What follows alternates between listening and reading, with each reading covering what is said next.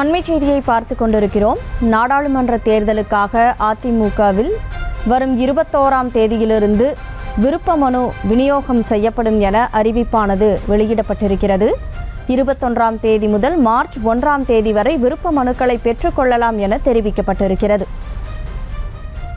நாடாளுமன்ற தேர்தலுக்காக அதிமுகவில் வரும் 21ஆம் தேதி முதல் விருப்ப மனு விநியோகிக்கப்படும் என தெரிவிக்கப்பட்டிருக்கிறது. கூடுதல் விவரங்களோடு செய்தியாளர் ராஜேஷ் இணைஞ்சிருக்கிறீங்க, விவரங்களை வழங்கலாம். கனிமொழி வணக்கம். அதிமுக சார்பில் வரக்கூடிய நாடாளுமன்ற தேர்தலிலே போட்டியிட விருப்பப்படுபவர்கள் அந்த விருப்ப மனு பெறுவதற்கான தேதி மற்றும் தொகை அறிவிக்கப்பட்டிருக்கிறது. 21ஆம் தேதி முதல் அடுத்த மாதம் 1ஆம் தேதி வரை விருப்ப மனு அதிமுக தலைமை அலுவலகத்தில் வழங்கப்படும் என தெரிவிக்கப்பட்டிருக்கிறது.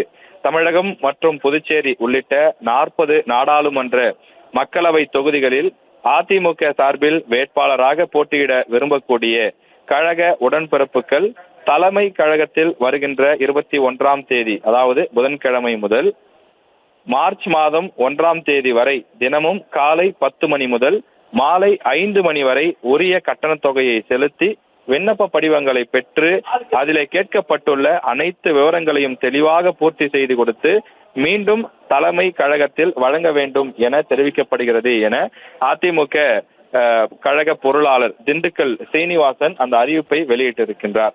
மேலும் இதற்கான கட்டணம் பொது தொகுதியாக இருந்தால் விருப்ப மனுவிற்கான கட்டணம் 20,000 ரூபாயும், தனி தொகுதியாக இருந்தால் விருப்ப மனுவிற்கான கட்டணம் 15,000 ரூபாயும் என நிர்ணயம் செய்யப்பட்டிருக்கிறது.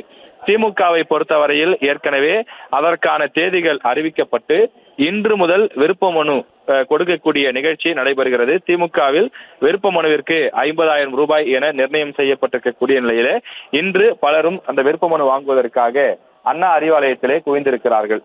தற்போது அதிமுகவும் விருப்ப மனு பெறுவதற்கான அந்த விவரங்கள், கட்டணம் உள்ளிட்ட விஷயங்களை எல்லாம் வெளியிட்டுள்ளது குறிப்பிடத்தக்கது. செய்திகளை உடனுக்குடனும் துல்லியமாகவும் தெரிந்து கொள்ள சப்ஸ்கிரைப் பண்ணுங்க.